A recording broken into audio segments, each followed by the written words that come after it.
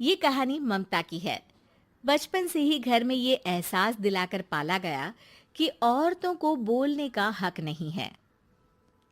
अरे ममता, जरा जल्दी जल्दी हाथ चलाओ। रोज ऑफिस में देर पहुंचता हूँ तुम्हारे कारण। लेकिन आपका सारा खाना पैक और तैयार भी है। अरे जबान जितनी चलाती हो उतना अगर हाथ चलाती ना तो शायद घर को अच्छे से मैनेज कर पाती। क्या मतलब है? क्या नहीं मिला आपको? मोजे मोजे कौन देगा? ममता भागकर पति को मोजे देती है। वो हर किसी का ख्याल रखती, लेकिन उसके घर में रोज का रोना लगा रहता। अरे माँ, आज स्कूल में टीचर ने मुझे फीस के लिए डांटा। माँ, मुझे अच्छा नहीं लगता कि स्कूल में फीस के पैसों के लिए मुझे कोई भी बात सुनाए। अरे पर बेटा, ये तो पापा करते हैं ना, सारा ऑनलाइन। मुझे तो इसकी जानकारी भी नहीं है।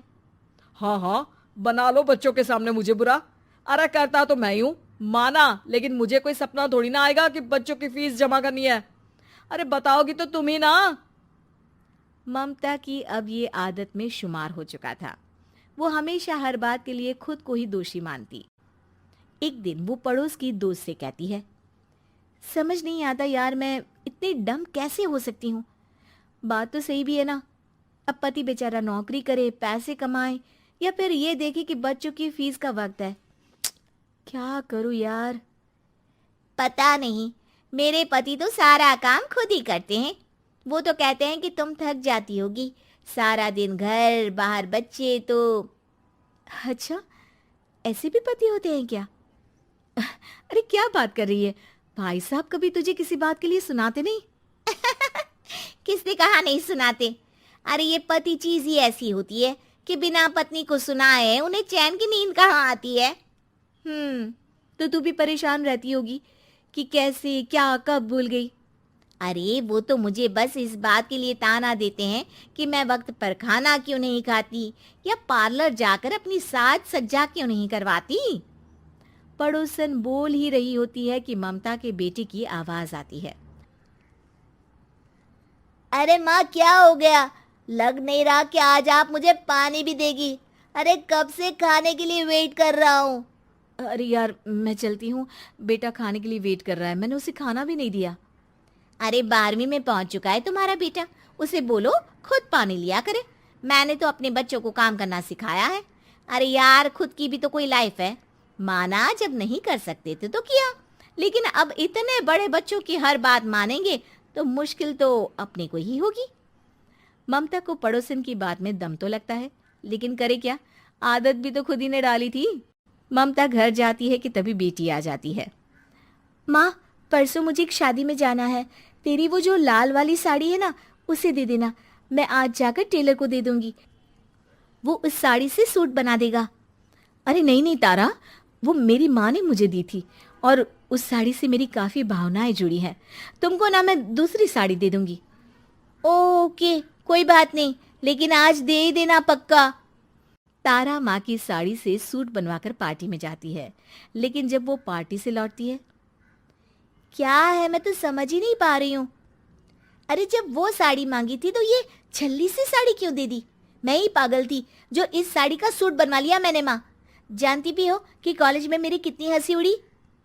तभी वहां ममता का पति सुनील आ जाता है। अरे गवार औरत, जब बेटी साड़ी मांग रही थी तो दे देती ना। अरे पापा, इनके तो इमोशंस जुड़े थे उस साड़ी से। ममता इतने सब के बाद भी कुछ नहीं बोलती। मेरी बेटी की बेइज्जती हो गई। मैं बिल्कुल बर्दाश्त नहीं कर सकता ये। मैं नहीं चाहता कि मेरी बेटी से कोई भी ज्यादा सुंदर लगे पूरे कॉलेज में। जी, वो पढ़ने में तारा बिल्कुल अच्छी नहीं है, उसकी पढ़ाई पर आप ध्यान दीजिए ना। अच्छा, अब तुम मुझे बताओगी कि मुझे किस पर ध्यान देना और किस पर नहीं। रमेश जैसा ही ये वाक्य पूरा करता है, ममता की बेटी और पति उस पर जोर जोर से हंसते हैं। अरे ठीक है ना, पता ही नहीं चला कि कैसे वक्त इतना बीत गया। अरे कैसे पता चलेगा माँ, हम लोगों के पीछे जो तू बैताल की तरह चिपकी रहती थी, तुझे कैसे वक्त का पता चलता। ममता को पहले सास ससुर, फिर पति और बच्चों की तरफ से इस तरीके की बातें सुनकर उसका मन बहुत दुखी रहता था। एक दिन, सुनो ना, बहुत दिनों से कमर के नीचे बहुत दर्द रहता है। कल मैंने देखा तो एक फोड़ा था। अरे ममता, एक बार अपने पति से बात करो, वो तुम्हारा फोड़ा डॉक्टर को दिखा देंगे। अरे नहीं नहीं, वो तो गुस्सा हो जाएंगे। अरे क्यों गुस्सा हो जाएंगे? तुमको दर्द है? हाँ, लेकिन वो यही बोलेंगे कि ऑफिस जाऊं या फिर तुम्हें लेकर डॉक्टर के पास। तो बेटे से ही बात कर ले। अरे वो तो मैं कर लूं, लेकिन फोड़ा है ऐसी जगह कि उसे बताते मुझे शर्म आएगी। लेकिन कुछ ना कुछ तो करना जरूरी है ना। ऐसे कब तक फोड़े के दर्द से तड़पती रहेगी? अब तो सोच रही हूँ कि इनसे बात कर ही लूं, वरना दर्द के मारे कहीं मर ना जाऊं। लेकिन शाम को, ममता, क्या किया तुमने आज? खाने के डिब्बे में कैसा खाना दिया था? दाल खराब हो गई थी। कब की थी? दाल तो मैंने सुबह ही बनाई थी, खराब कैसे हो गई?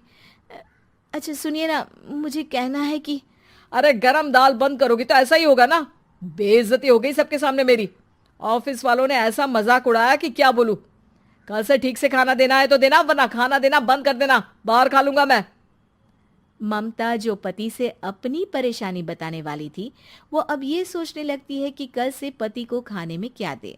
अगले दिन ममता थकी थकी सी हालत में, आप लोगों के लिए नाश्ता बना दिया है, खाना बनाने की हिम्मत नहीं है आज तो। रात भर सोकर थक गई है ना, इसीलिए तो खाना नहीं बना सकती। हिम्मत नहीं हो रही है, मैं बस सोने जा रही हूँ। बस मैडम को सोने का बोल दो, फिर देखो कैसे सोती रहती है। माँ, फिर वही पराठा सब्जी। अरे हमारे साथ के दोस्त एक से बढ़कर एक नाश्ता खाना लेकर आते हैं, आप तो बस। सभी घर से निकल जाते हैं, लेकिन जब शाम को बेटा घर आता है तो घर में अंधेरा रहता है। बेटा लाइट जलाता है। क्या माँ, तुम्हारा भी जवाब नहीं है बिजली का बिल बचाने के लिए? वो बोल ही रहा होता है कि सामने माँ जमीन पर लेटी मिलती है। वो उसके पास जाता है। अरे माँ, क्या हो गया माँ? तभी वहां पड़ोसन आती है।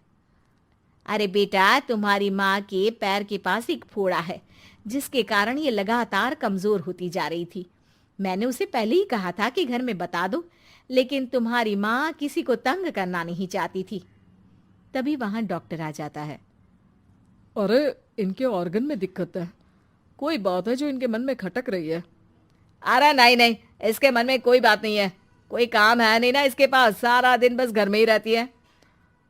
देखिए, मैं तो ये नहीं जानता, लेकिन हाँ, इनके मन में हमेशा कोई बात रह जाती होगी, इसीलिए उनकी ये हालत है। अगर आप समय से नहीं ले आते तो हो सकता था कि। अरे नहीं नहीं डॉक्टर साहब, हम पूरी कोशिश करेंगे कि वो ठीक हो जाए।